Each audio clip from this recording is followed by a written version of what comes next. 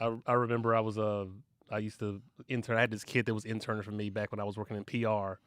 And, he had he didn't have the best internship. It was over the summer. He was Right. kind of missing some things here and there. But, we tried to work with him.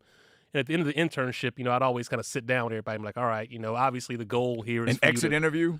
Yeah, but, it's also like, if you're doing good, the goal is for you to hopefully like transition into like an entry-level role in some way. Right. And so, I was kind of having my interview with him, just kind of seeing, where his head was at. And I'll never forget, like, we were talking, and I was like, well, it's been a little tough, but, you did all right. So have you started like looking at, roles and stuff like that, like entry level? Right. And he was like, yeah, I found a role. He slid a piece of paper across the desk, and it was like a SVP level.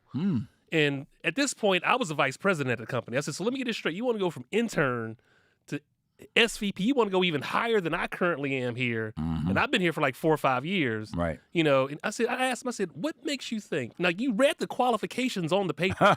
Yeah. Like, one qualification says you need 15 years of experience. Right. Like, sir, you've been out of college for 3 months. like why do you even think that you could apply for this? And he looked me dead in my face, and he said, my mama said I can do whatever I want to do. Yeah. I said, well, does your mama have 15 years of experience?